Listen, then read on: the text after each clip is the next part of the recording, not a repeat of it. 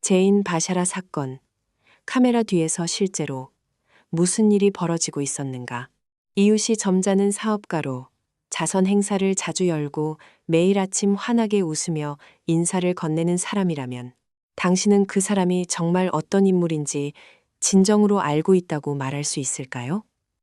2012년 1월 24일 밤 미시간주에서 가장 평화롭고 부유한 교회 지역에서 56세의 한 여성이 평범한 하루를 마치고 사무실을 떠났지만 다시는 집으로 돌아오지 못했습니다. 다음 날 아침, 그녀의 시신은 디트로이트에서 범죄율이 가장 높은 지역의 쓰레기로 가득 찬 골목길에서 자신의 고급 승용차 뒷좌석 바닥에 누운 채 발견되었습니다. 장간의 소지품은 온전히 그대로였고 낯선 이의 흔적은 어디에도 없었습니다. 대체 누가 그녀를 그곳으로 데려갔을까요? 그리고 왜 겉보기에 단순해 보이는 이 사건은 최종 판결이 내려지기까지 거의 3년에 걸친 수사가 필요했을까요? 시청해 주셔서 감사합니다. 실제 사례 콘텐츠가 도움이 되셨다면 좋아요와 구독 부탁드립니다. 그로스포인트 파크는 미시간주에서 가장 안전하고 번영한 교외 지역 중 하나로 디트로이트 동쪽 경계에 바로 붙어 있습니다. 이곳의 도로는 매끄럽게 포장되어 있고 양쪽에는 넓은 수관을 가진 고목들이 늘어서 있으며 붉은 벽돌로 지어진 웅장한 저택들이 단정하게 손질된 잔디밭 뒤로 물러앉아 있습니다. 이곳은 사람들이 커리어를 쌓고 조용한 환경에서 자녀를 양육하며 오랜 시간 공들여 이룬 안정 속에서 여생을 보내기 위해 찾아오는 곳입니다. 지역 경찰의 순찰대와 촘촘한 보안 카메라 시스템 덕분에 이곳은 중대한 형사 사건이 공동체의 기억 속에 거의 자리 잡지 못하는 지역으로 알려져 있었습니다. 바로 그러한 배경 속에서 바샤라 가족은 성공과 안정의 표상으로 알려져 있었습니다. 2012년 당시 56세였던 제인 바샤라는 디트로이트 도심에 사무실을 둔 에너지 컨설팅 및 시험기업 케마 서비스의 선임 마케팅 이사로 재직 중이었습니다. 동료와 친구들은 그녀를 활동적이고 조직력이 뛰어난 여성으로 지역 사회에서 지속적으로 리더십 역할을 맡아온 인물로 묘사했습니다. 그녀는 지역 고등학교 학부모회 회장을 역임했으며 여러 시민단체의 적극적인 회원이었습니다. 그녀의 남편 밥바샤라는 54세로 미시간주에서 명망 있는 가문 출신이었습니다. 그는 지역 내 임대 부동산 포트폴리오를 소유하고 관리하는 한편 중산층과 상류층이 많이 참여하는 지역 사회봉사단체인 로터리 클럽의 리더십에도 참여하고 있었습니다. 두 사람은 26년간 함께 해왔으며 성인이 된 두 자녀를 두고 있었습니다. 2012년 1월 24일 밤 11시 30분경 그로스포인트 파크 경찰서에 긴급전화 911로 한 통의 전화가 걸려왔습니다. 발신자는 밥 바샤라였으며 전화의 내용은 아내가 실종되었다는 신고였습니다. 그날 밤 기록된 초기 진술에서 밥은 오후부터 기다리고 있었지만 제인과 연락이 닿지 않았다고 밝혔습니다. 당국에 제출한 그의 진술에 따르면 두 사람은 오후에 통화를 했고 제인은 사무실을 떠나 집으로 향하는 중이라고 알려왔습니다. 그녀는 귀가 길에 몇 가지 심부름을 할 수도 있다고 언급했습니다. 밥은 그 시간대에 자신이 소유한 임대 부동산들을 점검하고 정리하는 중이었으며 오후 8시경 미들섹스 가의 집으로 돌아왔을 때 아내가 없었지만 단순히 늦게 오는 것이라 생각했다고 진술했습니다. 몇 시간이 지나도록 제인의 휴대전화로 건 수차례의 전화에 아무런 응답이 없자 그는 경찰에 신고하기로 결정했습니다. 2012년 1월 25일 아침 수색 작업이 여전히 진행되는 가운데 디트로이트 동부 지역에서 평소처럼 새벽 순찰을 돌던 한 견인차 기사가 파인우드 가와 안넛 가의 교차로 인근 골목길에 주차된 검은색 메르세디스 벤츠 SUV를 발견했습니다.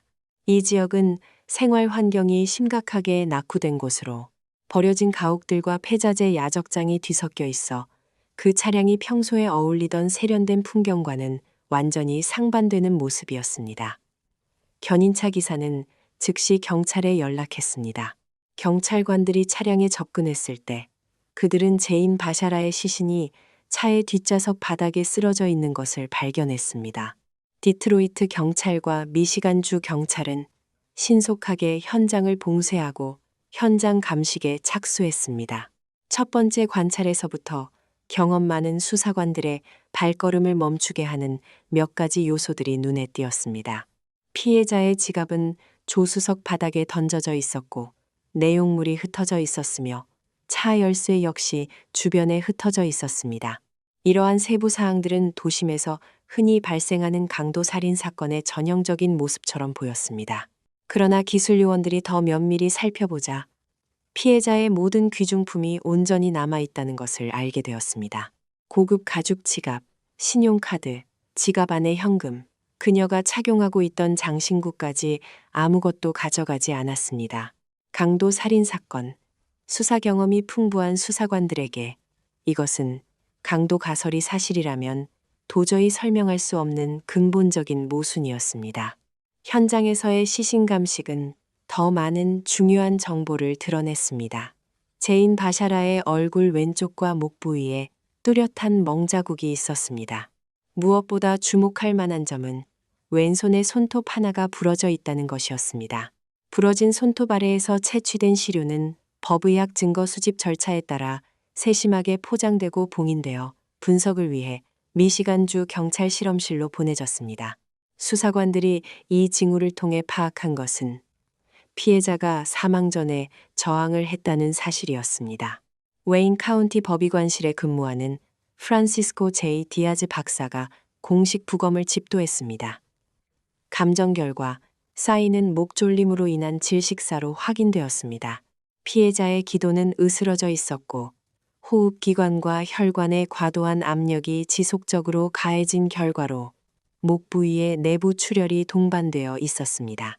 DAAG 박사는 피해자가 즉각적으로 사망한 것이 아니며 제압되기 시작한 시점부터 약 3분에서 4분 동안 질식 상태가 지속된 후 사망에 이르렀다고 판단했습니다. 법의학 결론은 또한 범인이 피해자의 저항을 완전히 제압하기에 충분한 강한 힘을 사용했음을 보여주었습니다. 부검 감정에서 가장 결정적인 의미를 지닌 소견 중 하나는 범행 장소와 관련된 것이었습니다. mercedes 차량 주변과 내부에는 상당한 양의 혈흔이 존재하지 않았습니다. 이 정도 수준의 폭력이 수반된 사건에서 시신이 발견된 장소에 혈흔이 없다는 것은 차량이 시신 운반 수단으로만 사용되었다는 명확한 근거였습니다. 제인 바샤라는 다른 장소에서 살해된 후 시신이 자신의 차에 실려 디트로이트 동부의 골목길로 옮겨진 것이었습니다. 그 골목길은 범행의 흔적이 그 지역의 일상적인 범죄 배경과 쉽게 혼동될 수 있는 곳이었습니다. 수사가 시작되자마자 수사관들은 밥바샤라의 초기 진술을 항목별로 재검토하고 여러 출처에서 수집된 자료와 대조하기 시작했습니다. 제인의 동료와 친구들은 그녀가 오후에 디트로이트 도심의 사무실을 떠났으며 통상적인 일정대로라면 오후 6시경 그로스포인트 파크에 도착했을 것이라고 진술했습니다. 이 정보는 밥이 아내를 보지 못해 걱정하기 시작했다고 진술한 시점과 상당한 시간적 간극을 만들어냈습니다. 이 작은 시간표상의 불일치는 즉시 수사관들의 기록에 명확히 해야 할 사항으로 기재되었습니다. 시신이 발견된 직후 며칠 동안 밥 바샤라는 지역 방송에 지속적으로 모습을 드러냈습니다. 그는 크로스 포인트 파크 지역 사회가 제인을 추모하기 위해 마련한 촛불 추모 집회에 참석했고 사건에 관한 정보가 있으면 경찰에 제공해달라고 호소했습니다. 비탄에 잠긴 남편이자 비극적인 가족의 불행에 처한 지역 사회에 존경받는 구성원으로서 그의 모습은 초기에는 적지 않은 공감을 얻었습니다. 그러나 카메라 뒤에서는 크로스 포인트 파크 경찰서와 미시간주 경찰이 공동으로 조용하지만 치밀한 수사를 진행하고 있었으며 그들이 확보하고 있던 것들은 대중에게 보이는 모습과는 전혀 다른 그림을 그려내고 있었습니다. 2012년 1월 27일 시신이 발견된 지 불과 이틀 만에 수사관들은 밥바샤라를 거짓말 탐지기 검사를 위해 경찰서로 초치했습니다. 밥이 신문실에 앉아 검사를 받는 동안 다른 수사팀은 유효한 수색 영장을 지참하고 미들섹스 가의 주택 전체를 수색했습니다. 그들은 전자기기와 개인용 컴퓨터를 압수하고 차고 구역에 특수 형광 화학 물질을 뿌려 육안으로는 보이지 않는 잠재적 혈흔을 검출하기 위한 법의학적 검사를 실시했습니다. 거짓말 탐지기 검사 결과는 이후 수사기관에 의해 기만의 징후가 있는 것으로 평가되었습니다. 그 시점부터 밥 바샤라는 자신의 아내 살인 사건에서 공식적으로 관심 인물로 분류되었습니다. 형사수사에서 광범위하게 적용되는 원칙이 있습니다. 가족 환경에서 살인 사건이 발생했을 때 수사의 원은 항상 피해자와 가장 가까운 사람들로부터 시작된다는 것입니다. 제인 바샤라 사건에서 그 원은 그녀와 26년을 함께한 남편으로부터 출발했습니다.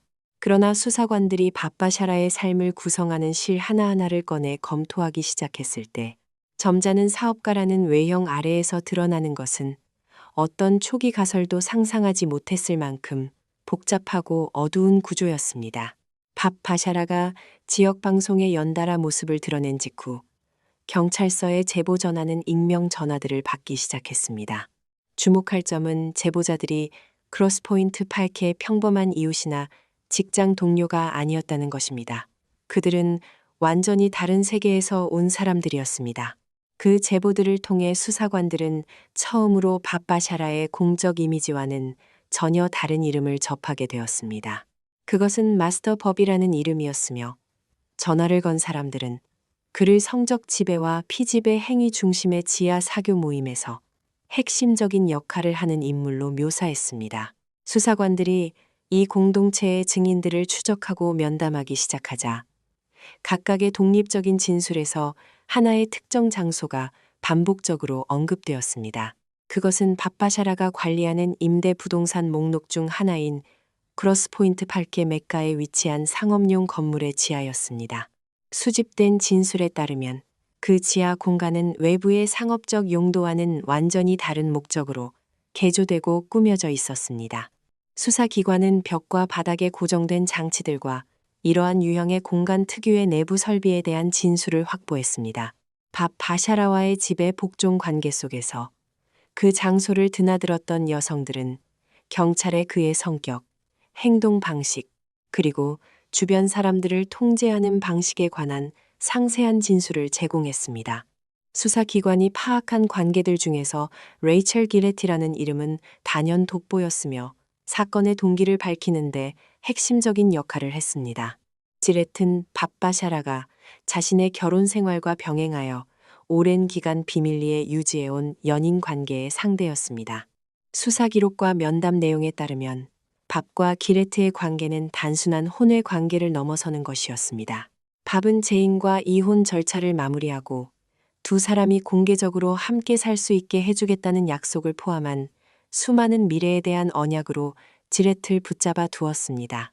그 약속들을 이행하라는 지렛 측의 압박은 시간이 지남에 따라 점점 더 커졌으며 이것은 검찰이 이후 범행 동기를 입증하기 위해 사용할 중요한 퍼즐 조각이었습니다. 수사관들은 계속해서 밥의 주변 관계망, 특히 사건 발생 이전 기간에 그와 직접적인 접촉이 있었던 사람들로 수사 범위를 확대해 나갔습니다. 밥의 관계망을 검토하는 과정에서 등장한 이름은 조셉 겐츠였습니다. 그는 안정적인 직업이 없는 중년의 일용 자력부였습니다. 젠즈는 밥 바샤라의 일부 부동산에서 수리 및 유지보수 작업을 통해 그와 관계를 맺은 것으로 확인되었습니다. 표면적으로는 부동산 소유자와 임시 노동자 사이의 평범한 관계처럼 보였습니다. 그러나 수사관들이 전화 통화 기록을 추적하기 시작하자 사건 발생 이전 기간 동안 두 사람 사이의 접촉 빈도는 신고된 업무의 성격과 전혀 어울리지 않는 수준이었습니다. 2012년 2월 초 제인 바샤라 사망 후 채 2주도 지나지 않아 조셉 젠스는 자발적으로 신고하러 온 것이 아니라 수사관들의 적극적인 접촉을 받은 후 경찰서에 나타났습니다. 초기 면담에서 젠츠는 일관성이 없고 내부적으로 모순되는 진술을 제공했습니다. 그러나 수사 압박과 경찰이 점차 확보해 나가던 증거의 무게는 계속 침묵하거나 거짓 진술을 유지하기 점점 더 어려운 환경을 만들어냈습니다. 면담이 특정 시점에 이르자 젠스는 2012년 1월 24일 밤 실제로 무슨 일이 있었는지에 대해 더 구체적인 정보를 제공하기 시작했습니다. 젠츠가 수사기관에 제공한 진술 내용에 따르면 그는 미들섹스가의 바샤라 가족 주택에서 제인 바샤라의 목을 직접 졸랐다고 인정했습니다. 이 진술은 즉각적으로 수사관들이 답해야 할 핵심 질문을 던졌습니다. 젠스는 어떤 이유로 이 행위를 했으며 배우는 누구인가? 젠스가 제공한 정보에 따르면 그는 스스로 이 결정을 내린 것이 아니었습니다. 누군가가 사전에 그에게 접근하여 이 일을 맡기고 구체적인 대가를 제시했다는 것이었습니다. 이러한 맥락 속에서 수사기관은 공식적으로 밥바샤라를 주범일 가능성이 있는 인물로 지목하며 수사의 초점을 그에게 맞추었습니다. 2012년 3월 밥바샤라는 제인의 사망과 직접 관련된 죄목이 아닌 다른 혐의로 처음 체포되었습니다. 초기 체포 영장은 젠츠가 구금된 이후에 발생한 사건과 관련된 살인 교사 혐의와 연관되어 있었습니다. 검찰 기록에 따르면 겐츠가 구금되어 수사기관이 추가 증거를 수집하는 기간 동안 밥바샤라는 다른 개인에게 연락하여 젠츠를 구치소 안에서 접근하여 살해해달라는 청탁을 했다고 한다. 이 행동의 목적은 공소 내용에 따르면 1월 24일 밤에 무슨 일이 있었는지에 대해 직접적인 진술을 제공할 수 있는 유일한 사람의 입을 영구히 막기 위해서였습니다. 그러나 그 계획은 실패했습니다. 밥이 접촉한 사람이 당국에 이를 신고했고 관련 통화와 교환된 내용들이 빠짐없이 증거로 기록되었습니다. 보석으로 석방되어 정식 재판을 기다리는 동안 밥 바샤라는 부당한 피해를 입은 남자라는 공적 이미지를 유지하려고 했습니다. 그는 TV와 언론 인터뷰에 응하며 모든 혐의를 부인하고 근거 없는 수사의 피해자라고 주장했습니다. 그 사이 미시간주 경찰법과학 연구소에서는 제인 바샤라의 부러진 손톱 아래에서 채취된 시료를 처리하고 있었습니다. 해당 시료의 DNA 분석 결과가 완료되어 수사기관으로 전달되었습니다. 시료에서 확보된 DNA 프로파일은 조셉 젠츠의 생물학적 시료와 일치했습니다. 이는 젠츠를 현장에 두고 제인이 사망하기 전 몸부림치는 과정에서 그와 신체적 접촉이 있었음을 확인하는 법과학적 증거였습니다. 2012년 9월 조셉 겐츠는 법원에서 2급 살인죄를 인정했습니다. 검찰과의 합의 조건에 따라 젠츠는 밥바샤라를 기소하기 위한 후속 소송 단계에서 상세한 진술을 제공하고 협조하기로 동의했습니다. 대신 젠츠 자신은 적용 가능한 최고형보다 낮은 형량을 선고받았습니다. 그러나 젠츠의 협조 과정은 순탄하게만 진행되지는 않았습니다. 개인 안전에 대한 우려와 보복 가능성을 이유로 들며 증언대에 서기를 거부하는 때도 있었습니다. 그러한 태도의 변덕스러움은 검찰이 정식 재판에서 증거 제시 계획을 수립하는데 일정한 어려움을 초래했습니다. 그럼에도 불구하고 그가 이전 면담과 조사 과정에서 제공한 진술들은 수사기관의 손에 사건 기록에 빠질 수 없는 한 조각으로 남아 있었습니다. 한편 2013년 8월 밥 바샤라는 훨씬 무거운 죄목으로 공식 기소되었습니다. 여기에는 1급 살인, 살인 공모, 살인 교사, 사법방해, 증인 협박이 포함되었습니다. 공소장은 밥 바샤라가 직접 가해자가 아니라 계획을 수립하고 수단을 제공하며 젠츠에게 실행을 지시한 인물이라는 시나리오를 제시했습니다. 주모자와 실행자 사이의 거리는 미시간 주 법률 규정에 따라 형사적 책임을 줄여주지 않았으며 검찰은 방대한 기록 전체를 2014년 말 배심원단 앞에 제출할 준비를 마쳤습니다. 2014년 10월 제인 바샤라의 시신이 디트로이트 동부의 골목길에서 발견된 지 거의 3년 만에 이 사건의 정식 재판이 번다 이번스 판사의 주재 아래 웨인 카운티 법원에서 개정되었습니다. 이 재판은 시작부터 미시간주 언론과 지역 공중의 각별한 주목을 받았습니다. 사건의 복잡성 때문만이 아니라 상류층 가정의 사생활이 공개, 법정의 불빛 아래 완전히 드러나는 보기 드문 재판이었기 때문이기도 합니다. 재판은 10주에 걸쳐 이어졌으며 검찰은 500개 이상의 증거물을 준비하고 74명의 증인 명단을 확보했습니다. 모두 진술에서 부검사 리사 린시는 11명의 남성과 5명의 여성으로 구성된 배심원단 앞에 사건의 작동 방식에 대한 그림을 그려냈습니다. 검찰의 주장에 따르면 밥 바샤라는 전체 사건의 중심에 있는 인물로 직접 손을 대지는 않았지만 계획을 수립하고 동기를 부여하며 행동을 조율한 사람이었습니다. 젠츠는 피해자의 목을 조르는 행위를 실행한 사람이었으며 이는 DNA 증거로 확인되었습니다. 그러나 재판이 답해야 할 질문은 누가 직접 제인 바샤라의 죽음을 초래했느냐가 아니라 누가 명령하고 왜 그랬느냐였습니다. 재판에서 가장 중요한 기술 증인 중 한 명은 미국 주류 담배 화기 폭발물 단속국 소속 전화 데이터 분석 전문가 스탄 브루였습니다.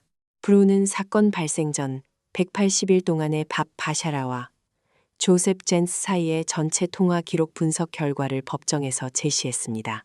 그가 내놓은 수치는 472통의 전화 통화였으며 2012년 1월 23일, 즉 제인 바샤라 사망단 하루 전날에만 두 사람은 총 22번의 통화를 주고받았습니다.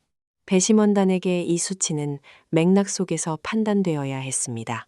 이것은 부동산 소유주와 일용직 노동자 사이의 전화 접촉 빈도였으며 밥의 진술에 따르면 특별한 유지보수 작업이 진행 중이지 않았던 기간의 일이었습니다.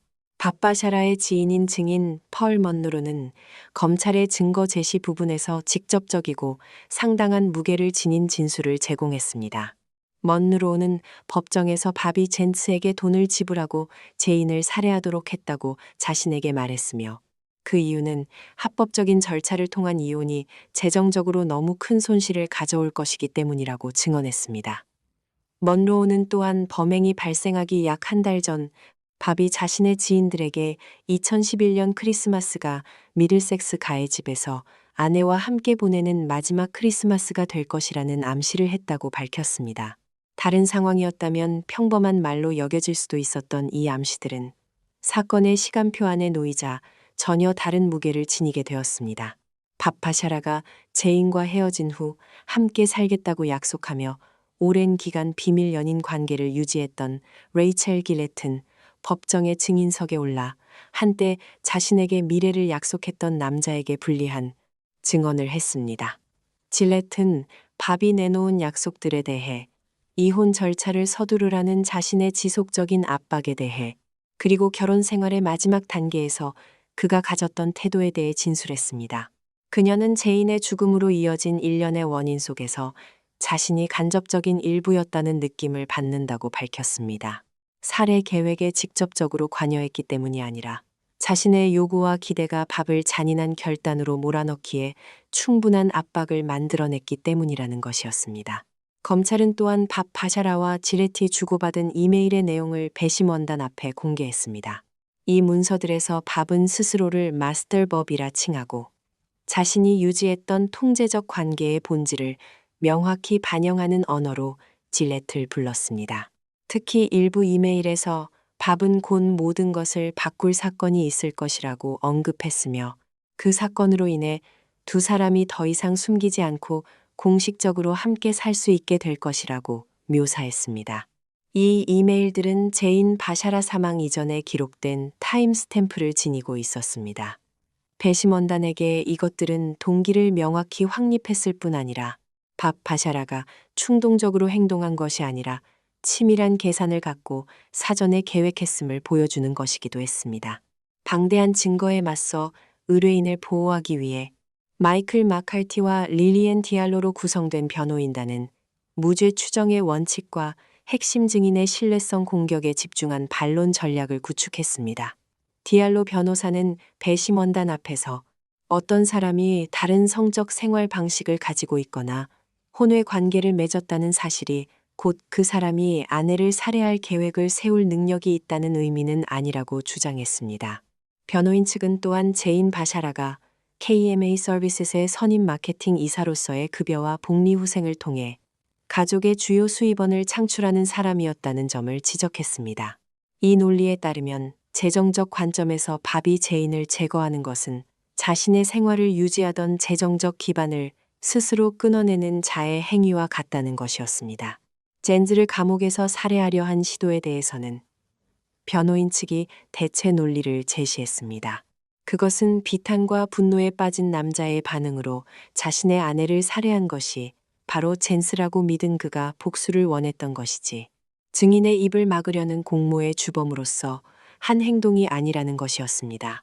변호인 측은 또한 젠스 진술의 일관성 없음을 분석하는데 적지 않은 시간을 할애하며, 진술에 일관성 문제가 있고 검찰과의 합의로부터 개인적 이익을 취하는 증인은 유죄 판결에 충분히 견고한 토대가 될 수 없다고 주장했습니다.